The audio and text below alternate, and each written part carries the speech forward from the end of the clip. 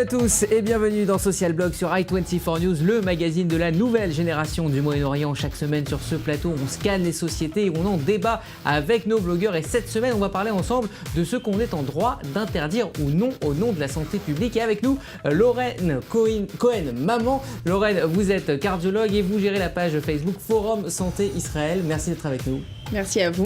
Et en face de vous, un pilier de cette émission, Israël Tavor du site Roots Israël. Au-delà de vos posts acides sur la société que vous postez régulièrement, vous êtes aussi, et c'est pas un détail ce soir, grand amateur de cigares. C'est bien ça. Exactement. Alors, jusqu'où peut-on contrôler et interdire au nom de la santé publique et où s'arrête la liberté individuelle? C'est le thème de ce social blog où nous irons du côté d'Amman en Jordanie où depuis le 1er avril, une loi interdit de fumer le narguilé dans l'espace public provoquant la fronde des Jordaniens. Et puis on se demandera si interdire est efficace en regardant dans le post quelques exemples de l'histoire récente. Mais avant cela, voici 3 infos absolument indispensables. On se connecte tout de suite au 56K. L'art du leadership, c'est le nom de l'exposition que peuvent découvrir les chanceux texans. 24 portraits de chefs d'État peints par George W. Bush. Pour occuper ses vieux jours, il immortalise ses anciens collègues, de Nicolas Sarkozy à Vladimir Poutine en passant par Ehud Olmert. Et comme le dit son professeur, il y a un Rembrandt qui se cache dans ce corps. Votre boulot, c'est de le trouver. Pour ne plus jamais perdre de vue votre enfant, une start-up israélienne, Ereo, va sortir une montre GPS qui envoie aux parents des alertes en temps réel. 149 $ la montre, 5 $ d'abonnement par mois pour pouvoir suivre au quotidien votre enfant qui va à l'école ou au foot. Aussi rassurant pour les parents qu'effrayant pour le futur. 720 mètres carrés, c'est la taille de la plus grande fresque murale au monde, faite de matériaux recyclés. Elle est à Damas, au beau milieu de la guerre. Le message de Moafak Mahoul et des 6 autres artistes à l'origine du projet, faire naître la créativité à partir de carcasses de voitures et de roues de vélo. En d'autres termes, faire naître un petit espoir. Laurine, je me tourne vers vous. Votre choix parmi ces 3 infos. La fresque en Syrie, parce que le fait que les artistes mettent un point sur la création, ça donne un message d'espoir dans cette guerre qui dure dramatique. depuis plus de 3 ans. Israël, votre choix parmi ces 3 infos? Eh bien, George W. Bush. J'en étais sûr. Parce que je suis absolument fan de lui. Alors, pas le président, l'humoriste, bien sûr. D'accord. Et puis, ça me fait marrer qu'il fasse des petites peintures comme Vous ça. Vous metteriez ça dans votre salon, au-dessus de votre lit? Pas du tout, peut-être dans les toilettes, en revanche. D'accord, très bien. Alors, depuis 2008, une loi interdit la consommation de cigarettes et de narguilés dans les espaces publics, y compris dans les bars et cafés en Jordanie. Pourtant, cette interdiction n'est pas ou peu respectée, mais cela risque de changer car le gouvernement d'Amman a haussé le ton depuis le 1er avril dernier. Ce sont les licences des cafetiers qui sont en jeu. Fleur Citruc et Tracy Lévy vous amènent du côté du café Jafra.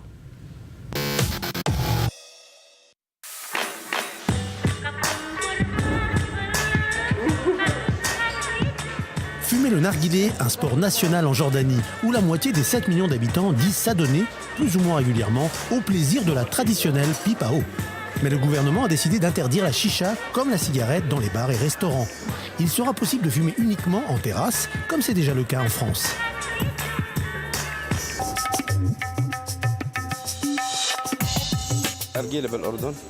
Vous savez, cette interdiction, elle va aussi avoir des conséquences sur nous, les vendeurs de narguilés. Les restaurants vont être touchés. Ils ne vont plus acheter de chicha.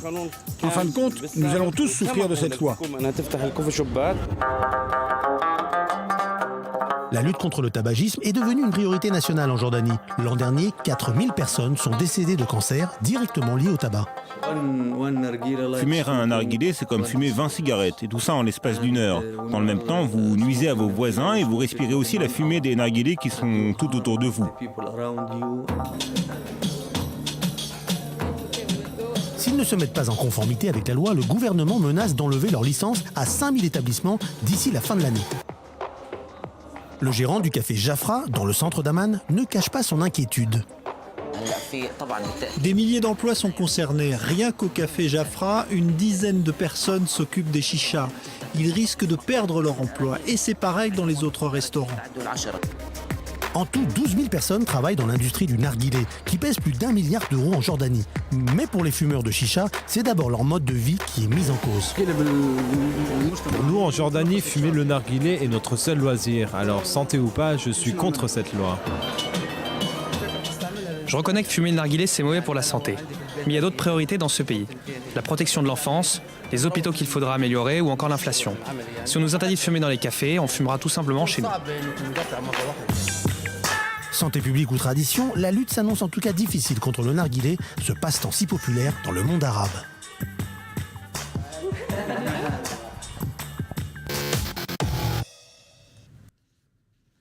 Alors on va en parler ensemble dans un tout petit instant, mais avant on est en ligne avec Walid Shrikim. Vous travaillez au café Jafra à Amman, on a tourné ce reportage. Alors on a tourné ce reportage juste avant l'interdiction du 1er avril, maintenant on est quelques jours plus tard. Ma question est simple, est-ce que les choses ont changé? Est-ce que les gens ont arrêté de fumer le narguilé du côté d'Amman?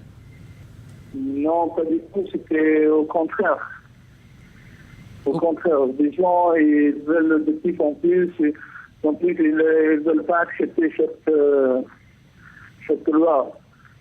Ça veut dire toujours la consommation de narguilé, ça augmente de plus en plus.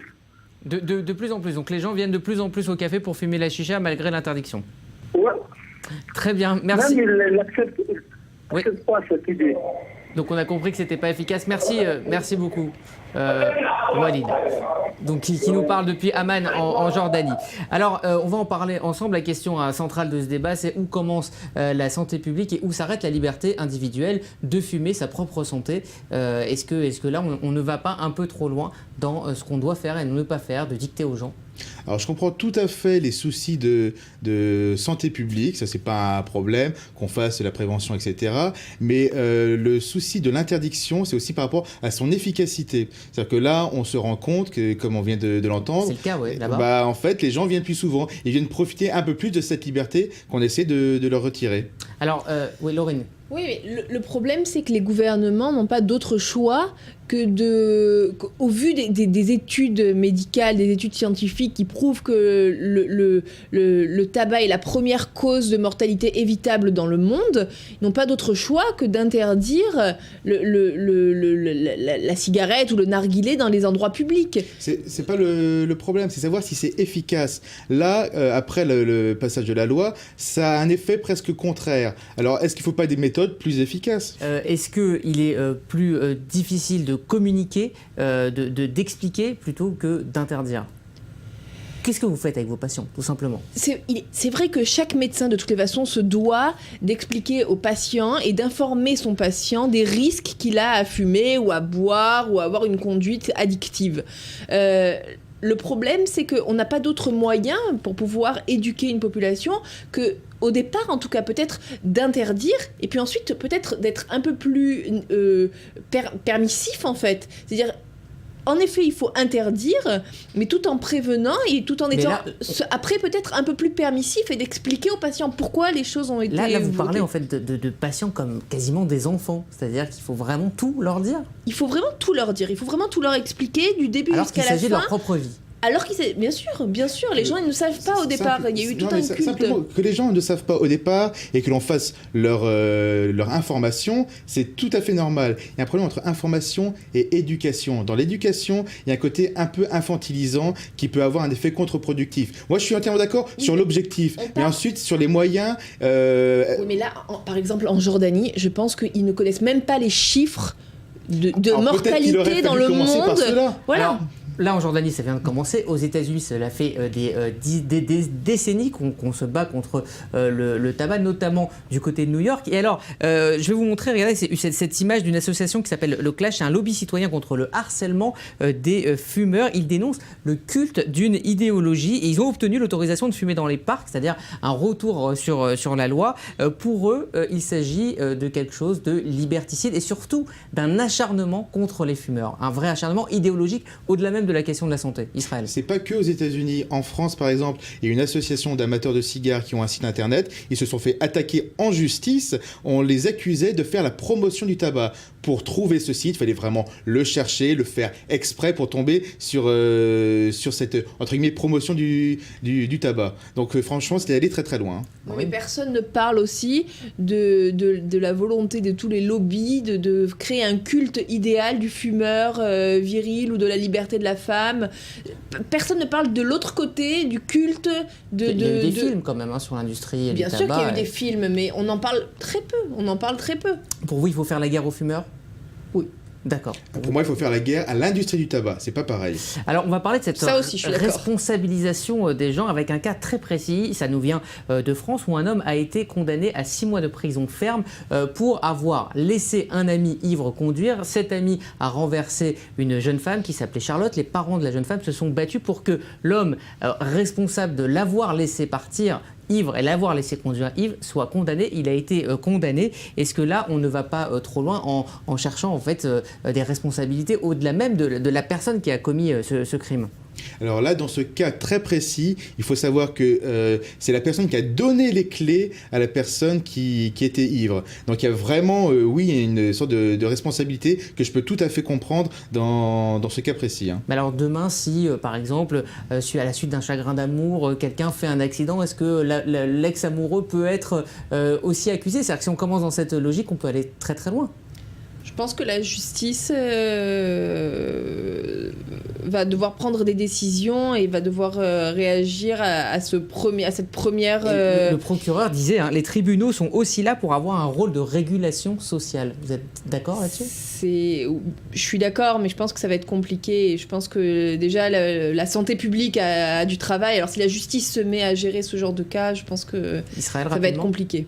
Sur le problème de régulation sociale, ça commence un petit peu à faire peur. Hein. Oui. Mais qui décide finalement où on met le curseur entre... Quand on sent que la justice est obligée de se mêler de tout cela, c'est qu'il y a un problème social à la base. C'est-à-dire que le fait qu'il y ait tellement de lois, peut-être qu'à un moment, c'est ça le vrai problème. La société en elle-même n'est plus capable de gérer naturellement tous ces problèmes. Alors, au départ, ça devrait être le médecin qui devrait gérer ça et pas la justice. Hein, donc le médecin, c'est le premier responsable, enfin le premier disons avertisseur. Que c'est pas à la justice à faire de la santé publique. Je pense que c'est plutôt... Il y a eu juste le cas de 3 secondes d'une psychiatre qui avait été en justice par rapport à quelqu'un qui avait été libéré et ça c'est aussi problématique. C'est la même logique. Alors on va parler des interdictions. Nombreux ont été les gouvernements qui dans bon nombre de pays ont décidé de frapper un grand coup et de tout simplement interdire l'alcool ou encore la prostitution. Mais avec quel résultat? Petit rappel des réussites mais aussi des échecs de la méthode dure. C'est le poste de Marie Semelin mis en image par Raphaël Cohen.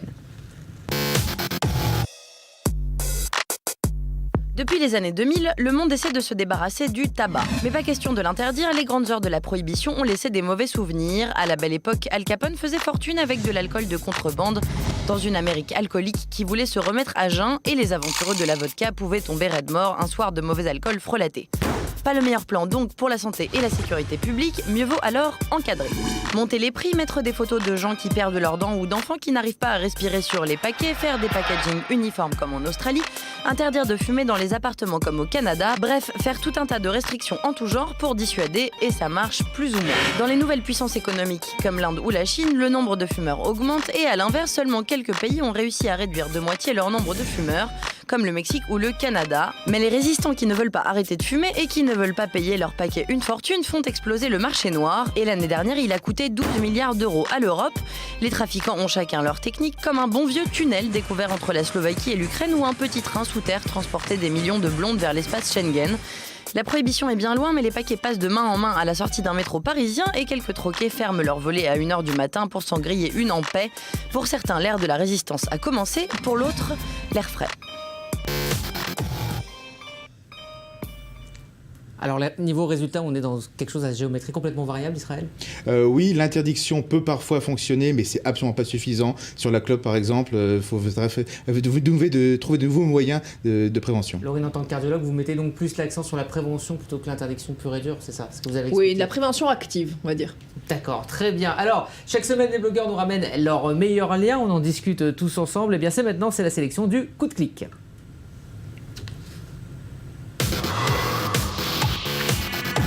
Et on va commencer avec vous, on va continuer à parler de santé. Vous allez nous présenter votre page, c'est ça? Oui, j'ai créé une page Facebook, Forum Santé Israël, qui permet à tous les inscrits de faire leurs demandes.